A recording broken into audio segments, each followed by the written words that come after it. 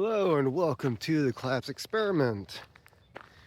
Today is one of those rare days I didn't have to work at my morning job and I'm off my evening job.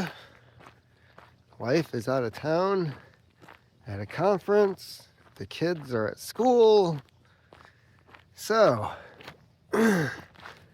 I'm going to try doing something that I think would be a nice habit, probably in the distant future when, I don't know, retire.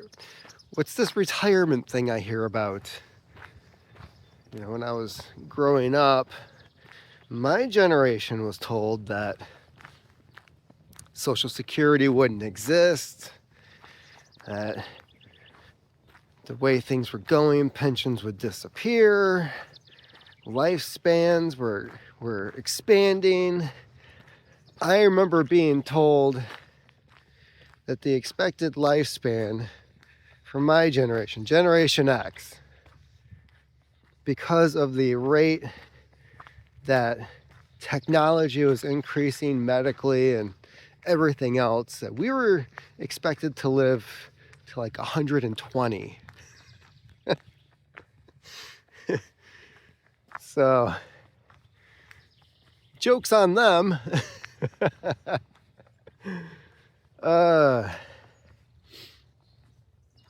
So, the other day I was working on a post for my Substack, and I had this realization that Gen X and minimalism, we are just never going to get along. So,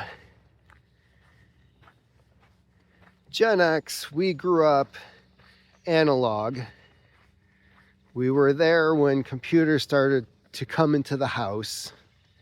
Keep in mind, when we were growing up, shows like Doogie Howser, the whole premise of Doogie Howser was that his parents bought him a computer. And back then, this is the 80s, home computers were really expensive. Like, you want to talk about luxuries, that was a total luxury. And compared to what computers can do now, those computers couldn't do shit, okay? They were glorified typewriters. You could see things on a screen. If you had the money to have a printer, good on you. Otherwise, you were saving files on a floppy disk, which wouldn't convert to the later computers, or the files wouldn't convert because they were too old. So everything that you spent your time writing. The whole thing with Doogie Howser is that at the end, he was always typing into his computer. His parents said, you can have this as long as you use it as a journal. You could have just bought the kid a journal, some blank paper, and a nice pen. So lately I've been seeing these videos. Minimalism has been popping up again. It's the latest buzzword, like it was 10 years ago. Minimalism for financial freedom, minimalism for mobility freedom, just freedom all around from this idea of getting rid of your stuff.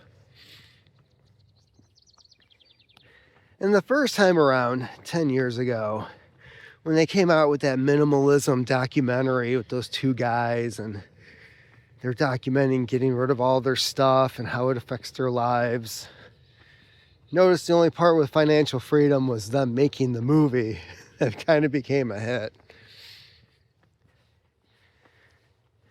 So I kind of got on the bandwagon.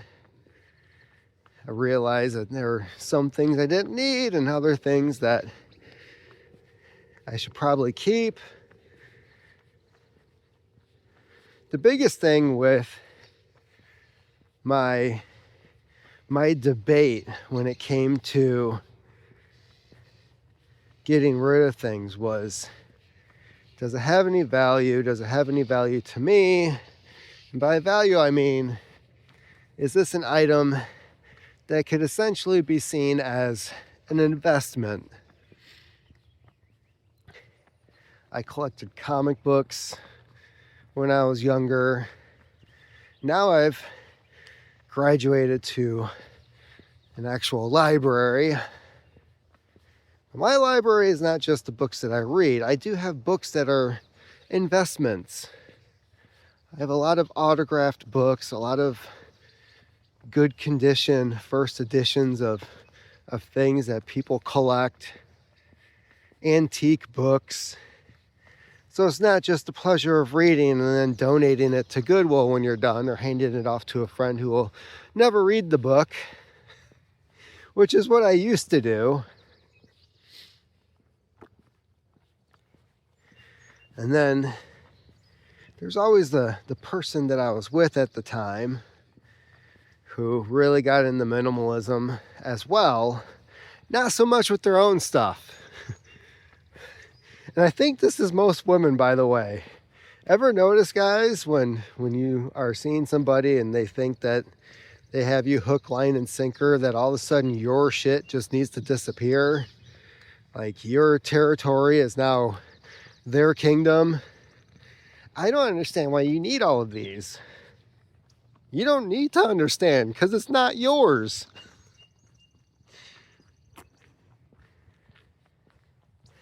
The other thing I was thinking about was, of course, this whole push with minimalism will work with younger generations, like millennials, who, unless they were poor, like I was poor as a late Gen Xer, like I could have been growing up in the millennial generation with computers and all of that, but when you're poor, you tend to revert back to the previous technology, which is now cheap. So I remember my house had a turntable, an 8-track player, a cassette player, a VCR. We were really late to the game when it came to DVDs. DVDs didn't enter our house until late 90s. I don't even know if my parents had a DVD player when I moved out, because there was that switchover point between VHS and DVD. You could still go to a video rental place, and there was a time where they would have X amount of copies of VHS tapes for a new movie and so many copies of DVDs. And you gradually saw the shift, because there'd be like 10 copies on VHS and 3 copies on DVD, because the players were expensive. Not that many people had them, but within a couple of years or less, all of a sudden there's 2 VHS copies and 15 DVDs available to rent.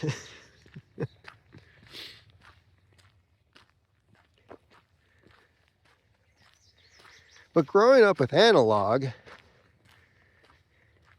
and growing up as a millennial, where it's streaming services, everything's available online. There's no digging through a box or looking on a shelf to see, did I loan out that copy of Pulp Fiction? Oh no, here it is. I don't remember if I got the standard DVD or if I got the collector's edition with the bonus disc. That's the other thing that's missing. 10, 15 years ago, you buy a DVD. If you got the collector's double disc edition, you had an entirely separate disc filled with bonus content and film commentary and behind the scenes and the making of. Now these movies go on to Netflix and there's no bonus features. You just get the crappy movie that they produced that everybody will forget about in like 2 weeks, and because it seems like it's the only new good thing that they've produced lately.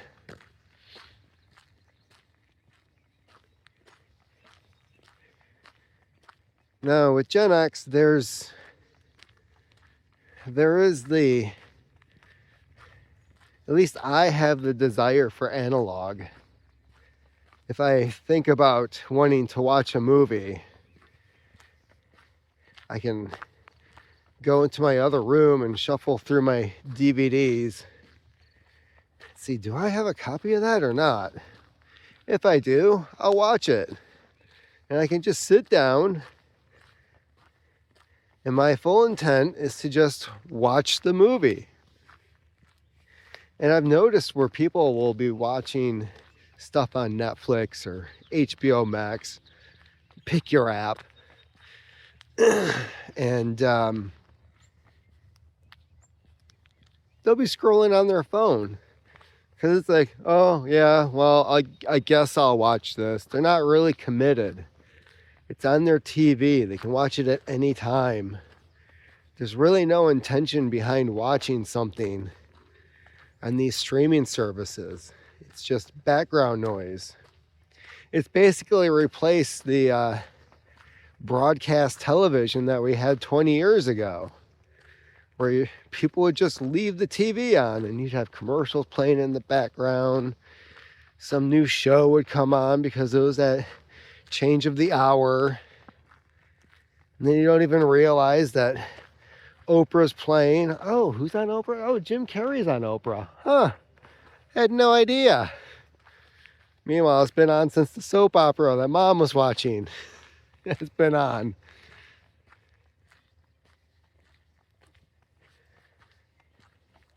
So I don't think the older generations will really grasp onto minimalism. There's a value to having things. And while these younger generations are finding more value in not having things, what was the phrase? You will own nothing and be happy. Not really for us. I look back and there are things I wish I still had that I no longer do, like my Kung Fu collection. I had a really awesome Kung Fu movie collection. DVDs, VHS. Don't have it anymore. And those movies, a lot of those movies, I was even skimming through Hi-Ya, the martial arts app, just fairly cheap.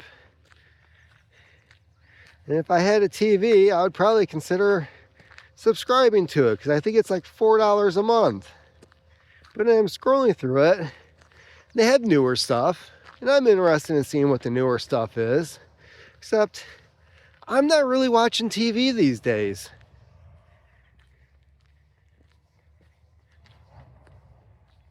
For one, we only have one TV. And usually 90% of the time my kids are watching it. If they're not watching it, my wife is watching it, which means I just don't get to watch anything. And I'm fine with that. I get more done. I read more. Projects are done.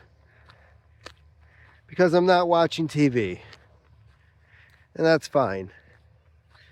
But as I'm scrolling through Hi-Ya, a lot of the movies that I remembered watching that I was interested in, like, oh, maybe they have this one, or maybe they've got the Wu-Tang collection, which I had a lot of the Wu-Tang Kung Fu collection.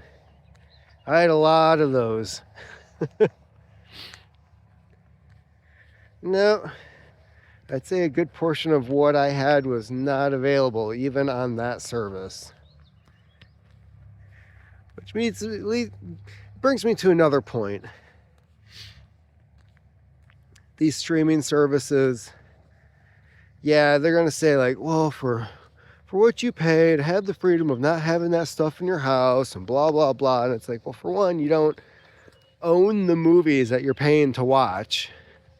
So that's one issue. And two, they can change that stuff at any time. One thing I don't like is the fact, and I've noticed this for several months on Netflix. I couldn't tell you how many nights it's like, oh, too tired to read. I sit on the couch. I start clicking through the menu. It's the same shit that I saw last time. I have no interest in watching any of this. Go to HBO Max. HBO Max is even worse. They hardly ever get any new shit on there. If anything, I noticed they lost more content. Because there was some of the animated Batman movies that I wanted to watch that just aren't on there anymore. Why they would take it off of there? No idea. But I was like, don't know why we're paying for this. Amazon Prime. They kind of pissed me off this last time that the Reacher series came out, because I think it was season 3. I was all excited, get to see some more Jack Reacher. I get like 2 episodes in, because if I'm going to watch it, I'm going to binge watch it. And then all of a sudden I'm seeing that there's like 7 or 8 more episodes, and I can't watch them because they're releasing them by the week. So I just completely forgot about the entire damn thing. And it was like 3 months later, I went back and binge watched the rest of it. But I was like, man, I remember they used to just put this all on there at once. But then anybody who's going to watch it watches it within the first week. And even though it's a huge smash hit, they're like, well, it affects our numbers for the month. How about you change how you do your numbers? Because it really doesn't apply to the new economic system that you guys have created.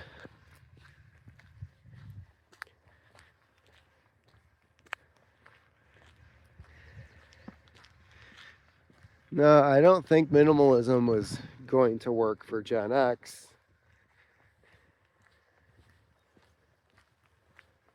We have too many tools. We have too many toys. Toys is accurate. I'm sure there's things that we don't need. But like I was saying, there's some things that are some items that are an investment that you're going to sell later, hopefully for more than you paid for it. There's other items that simply just bring you pleasure. And yeah, there was one guy, I forget his name, but he was talking about how if you haven't pulled that thing out to use it in a year, perhaps you should just get rid of it. Now his reasoning is give it to Goodwill. In which case, you're losing money. Especially if it's something that you bought that has some type of actual value to it. Yeah, just give it to Goodwill. It's probably more hassle to sell it than it's worth. Well, did you trade that stock in the last year? Oh, you're holding on to it, huh? Hoping it's going to go up and then you'll sell it later for a profit. But isn't that kind of a pain in the ass? It's the same thing. And yes, this guy pushes, investing in the S&P and a few other market-based transactions. You can do the same thing with physical items. You don't have to just give your shit away or have an insane yard sale where you're putting stupid prices on stuff just to get rid of it.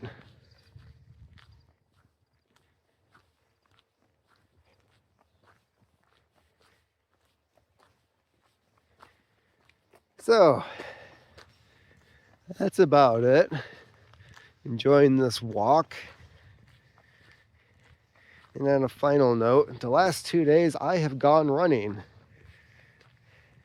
And actually the first day was back to that point right here.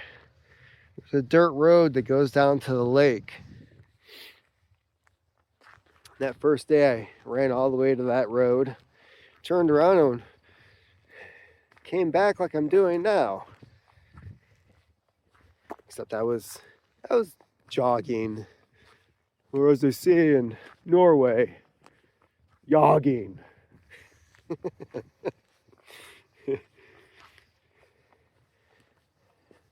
And then yesterday, my wife and kids went down to the lake, so I decided I was going to try a second bout of running. And I made it all the way down to the lake, spent some time with them, and then ran back to the house. And that was day 2. Day 2, I was feeling good.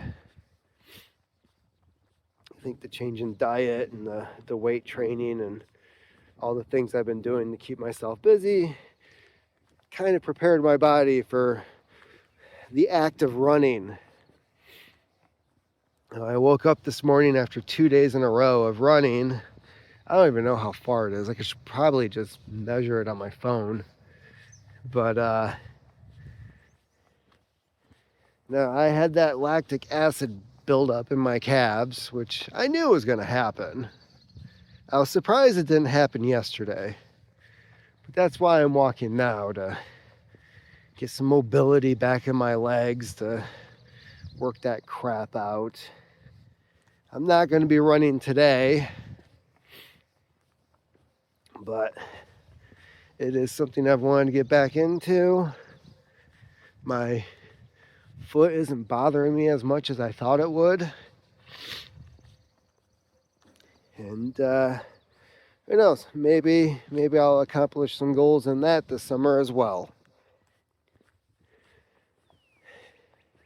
Until next time, keep on typing.